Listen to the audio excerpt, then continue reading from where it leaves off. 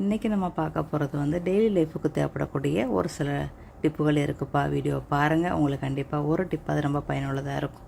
உங்களுக்கு இந்த வீடியோ ரொம்ப பயனுள்ளதாக இருந்துச்சுன்னா இந்த வீடியோவுக்கு ஒரு லைக் பண்ணுறீங்களா? அப்படியே நம்ம சேனல் இது வரைக்கும் சப்ஸ்கிரைப் இல்லைன்னா சப்ஸ்கிரைப் பண்ணிக்கிறேங்க. Welcome back my channel. Hi friends, எல்லோரும் எப்படி இருக்கிறீங்க? நல்லா இருக்கிறீங்களா? நான் நீங்கள் நல்லா இருக்கிறேன். இப்போ வாங்க நம்ம வீடியோவில் போகலாமா? டிப் நம்பர் 1, நம்ம வந்து முருங்கைக்காய் வாங்கிட்டு வந்தோம் அப்படின்னா நீங்கள் இந்த மாதிரி போட்டு நீங்கள் வைக்கணும். கட்டிங் பண்ணி டப்பாவை கீழே வந்து ஒரு டிஷ்யூ பேப்பரை போட்டு அதுக்கு மேலே வந்து முருங்கைக்காயை வச்சு அதுக்கு மேலே ஒரு டிஷ்யூ பேப்பரை போட்டு வச்சுட்டீங்கன்னா உங்களுக்கு 2 வாரம் 3 வாரம் வரைக்கும் உங்களுக்கு எதுவுமே ஆகவே ஆகாது. இதுவே போட்டு வச்சு கரெக்டாக 1 வாரம் ஆயிடுச்சு. எனக்கு டைம் இல்லாதனால உங்களுக்கு நான் வந்து இப்படி காட்டுறேன்ப்பா, சரியா? போன வாரம் தான் இதை வாங்கிட்டு வந்து கட்டிங் பண்ணி போட்டு வச்சேன். இன்றைக்கி எடுத்து யூஸ் பண்ணும்போது இந்த டிப்பை உங்களுக்கு எடுக்கிறேன், ஓகே?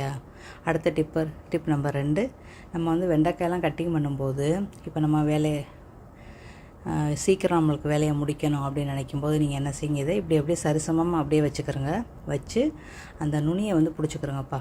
ஒரு கையில் பிடிச்சிக்கிட்டு ஒரு கையில் கத்தியை பிடிச்சிக்கிட்டு கடன்னு அந்த தூரம் வந்து வெட்டி போட்டுட்டு வெட்டினீங்க அப்படின்னா 1 கிலோ வெண்டைக்காய் கூட நீங்கள் 2லேருந்து 3 நிமிஷத்தில் நீங்கள் வந்து தாராளமாக வெட்டிடலாம், சரியா?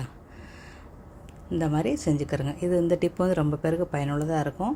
இதில் வந்து நம்ம லப்பர் பெண்டு போட்டு கூட ஒரு தடவை சொன்னோம். அதை விட இந்த மாதிரி செய்கிறது வந்து ரொம்ப ஈஸியாகவே இருக்கும். நான் அதிலே சொல்லியிருக்கிறேன், இந்த டிப்பு வந்து நீங்கள் இந்த மாதிரி செய்யுங்க, உங்களுக்கு ரொம்ப ஈஸியாகவே இருக்கும் அப்படின்ட்டு. இந்த டிப்பு எனக்கு ரொம்ப ஒரு பயனுள்ளதாக இருக்கும். நான் வந்து சீக்கிரம் சமையலை முடிச்சுட்டு மற்ற வேலையை பார்க்குறதுக்கு எனக்கு ரொம்ப ஈஸியான ஒரு டிப்புப்பா இது. என் டிப்பு ஈஸியான கிச்சன் டிப்பில், குக்கிங் டிப்பில் இது ஒரு டிப்பு எனக்கு. நான் எப்போவுமே இது செய்கிறது தான். இந்த மாதிரி தூர கட்டிங் பண்ணி அப்படியே தள்ளிடுங்க.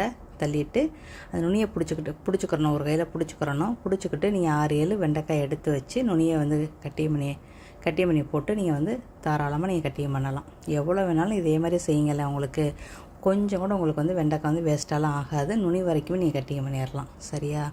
அப்புறம் நீங்கள் எப்போவுமே வெண்டைக்காய் கட்டிங் பண்ணும்போது நீங்கள் வந்து கழுவிட்டு அதுக்கப்புறம் தான் கட்டிங் பண்ணணும். கட்டிங் பண்ணிட்டு கழுவணும் அப்படின்னா நம்ம வந்து பொரியல் செய்ய முடியாது. அது எல்லாருக்கும் தெரியும்ல. இப்போ வந்து புதுசாக சமைக்கிற சில பிள்ளைங்களுக்கு தெரியாது, அவங்களுக்கு நான் இதை சொல்கிறேன். அவ்வளோதான் முடிஞ்சிருச்சு. எங்களுக்கு இன்றைக்குள்ள வெண்டைக்காய் கட்டிங் பண்ணியாச்சு. இதுக்கப்புறம் நம்ம வந்து பொரியல் பண்ணிட வேண்டியதான். இப்போ அடுத்த டிப்பில் போகலாமா? Tip number 3. நம்ம இப்போ என்ன செய்ய போகிறோம் அப்படின்னா கால் மீதியை நம்ம துவைக்க போகிறோம்ப்பா. ஒரு கரண்டி அளவுக்கு வாஷிங் பவுடர், அதாவது துணிக்கு போடுற வாஷிங் பவுடர் போடுங்க. துணிக்கு போடுறது. அதுக்கப்புறம் 1/2 கரண்டி அளவுக்கு கல் உப்பு போடுங்க. இது ரெண்டையும் சேர்த்து நல்லா கல் உப்பு கரையிற வரைக்கும் நல்லா வந்து மிக்ஸ் பண்ணிக்கிறங்க.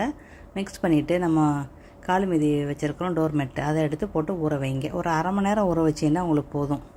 நல்லா அழுக்கு நல்லா வெளியாயிரும். இது பச்சை தண்ணியில் தான் நான் போடுறேன். நீங்கள் ஹாட் வாட்டரை போட்டிங்கன்னா இன்னும் ரொம்ப ரொம்ப நல்லது. 1/2 மணி நேரம் நீங்கள் துவைக்கிறது நீங்கள் வந்து 10 நிமிஷத்தோடு நீங்கள் துவைச்சிடலாம். இன்னொன்று ஹாட் வாட்டர் வந்து நல்லா அழுக்கு இன்னும் நல்லாவே வெளியாக்கும். அது எனக்கு டாய்லெட்டில் தான் ஹாட் வாட்டர் இருக்குது. வெளியில் வச்சு நான் உங்களுக்கு துவைக்கிறேன் இதை, சரியா? இதை க்ளீன் பண்ணுறது நான் வெளியில் வச்சு நான் வந்து க்ளீன் பண்ணுறேன், வாஷிங் மிஷின் இருக்கிறதுக்கு பக்கத்தில். இப்போ வந்து கரெக்டாக இப்போ நம்ம ஊற வச்சு கரெக்டாக ஒரு 5 நிமிஷம் தான் ஆகுது. அதுக்கடையிலே அழுக்க பார்த்தீங்களா எப்படி இருக்குண்டு. நான் கரெக்டாக 1/2 மணி நேரம் தான் ஊற வச்சேன், ரொம்ப நேரம் ஊற வைக்கலை. ஊற வச்சுட்டு போய் கண்டுகளுக்கு போய் மேலே நின்று தண்ணியை ஊற்றிட்டு வந்தேன். மொட்டை மாடியில் செடிகள் வச்சுருப்பேன். அது கண்டுக்கு தண்ணியை ஊற்றிட்டு வந்து துவைக்க ஆரம்பிச்சிட்டப்பா. அவ்வளோதான்.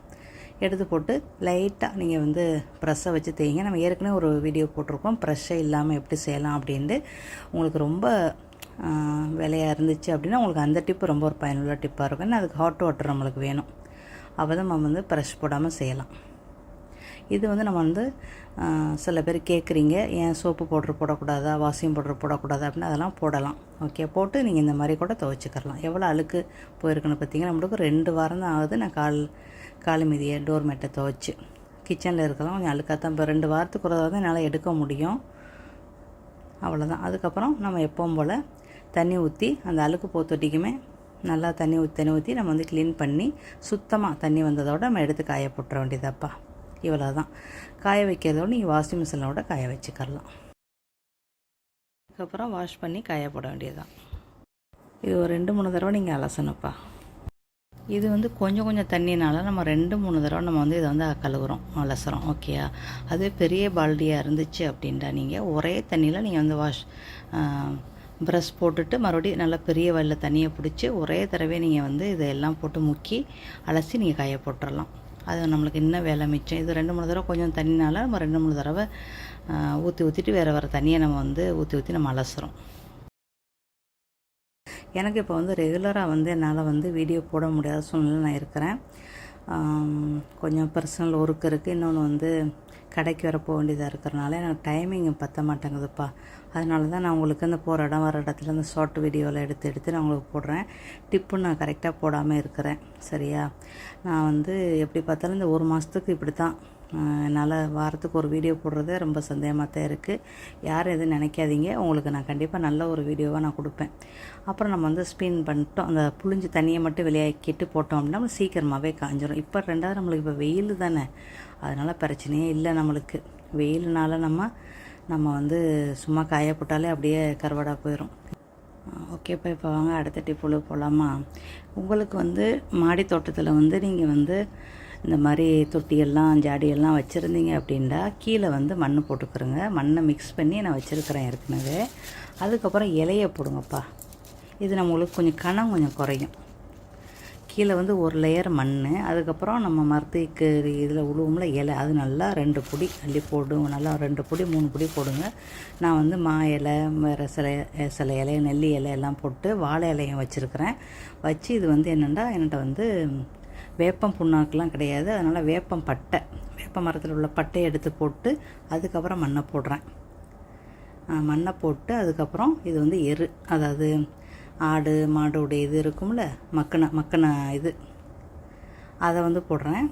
தொழு உரம் போட்டுட்டு கொஞ்சம் எப்சம் சால்ட்டு போட்டுட்டு அவ்வளோதான். தொழு உரம் எப்சம் சால்ட்டு போட்டு மறுபடியும் மேலே மண்ணை போட்டுருங்க. இது இந்த மாதிரி செஞ்சு வச்சுட்டு 1 வாரம் சென்று நீங்கள் உங்கள் செடிகளை நடுங்களேன். உங்கள் செடிகள் நல்லாவும் இருக்கும். அதே மாதிரி நீங்கள் தூக்க கொள்ளவும் உங்களுக்கு ரொம்ப ஈஸியாகவே இருக்கும். ஏன்னா இப்போ மண்ணை நம்ம முக்காதான் போட்டிருக்கோம். இதுக்கப்புறம் நம்ம செடி வைக்கும்போது இன்னும் கொஞ்சம் மண்ணை போட்டுக்கரலாம், ஒன்றும் பிரச்சனை இல்லை. தூக்கிட்டு மேலே கீழே வர்றதுக்கு உங்களுக்கு ஈஸியாகவே இருக்கும். நல்லாவே பூக்கள் நல்லாவே பூக்கும்ப்பா. இந்த மாதிரி நீங்கள் இந்த மாதிரி மண் கலந்து கொடுத்தீங்கன்னா உங்களுக்கு பூக்கள் நல்லாவே பூக்கும். உங்கள் கார்டன் நல்லா செழிப்பாக இருக்கும். ஓகேயா? இப்போ குக்கிங் டிப்பு, நீங்கள் கீரையை செய்யும்போது ஒரு 1/2 கப்பு 3 கப்பு அரிசிக்கு 1/2 கப்பு கோகோனட் மில்க்கு தேங்காய் பால் ஊற்றி நீங்கள் கீரையை செஞ்சு பாருங்களேன். உங்கள் கீரையை சனைகள் ரொம்ப அட்டாசமாக இருக்கும். கண்டிப்பாக ட்ரை பண்ணி பாருங்கள். கோகோனட் மில்க்கும் ஊற்றலாம். தண்ணிப்பால்னு ஒன்று இருக்கும் மில்க் மெட்டில், அந்த இனிப்பு இல்லாது அதையும் நீங்கள் ஊற்றலாம். அது எதாக இருந்தாலும் நீங்கள் 1/2 கப்பு ஊற்றணும். 3 கப்பு அரிசிக்கு 1/2 கப்பு தேங்காய் பால் இல்லைண்டா தண்ணிப்பால் ஊற்றினீங்கன்னா உங்களுக்கு சூப்பராக. நான் இன்றைக்கி கோகோனட் மில்க்கு தப்பா ஊற்றுறேன். சோறு அவ்வளோ சாஃப்டாக, அவ்வளோ கம்மாமோட அவ்வளோ நல்லாவே இருக்கும். கண்டிப்பாக ட்ரை பண்ணி பாருங்கள். அதுக்கப்புறம் அதுக்கு மேலே நீங்கள் முந்திரி பருப்பு, நட்ஸுகள் ஏதாவது பொரித்து அது மேலே தூவி விடலாம். கிஸ்மிஸ் கூட போடலாம். நான் இன்றைக்கி வெங்காயம் மட்டும் பொரிச்சது இருந்துச்சு, அதை மட்டும் நான் போடுறேன். இன்றைக்கி போட்ட பதிவு உங்களுக்கு ஒன்றாவது யூஸ்ஃபுல்லாக இருந்துச்சுன்னா பில் கமெண்ட் பண்ணுங்கள். தேங்க்யூ ஃபார் வாட்சிங்.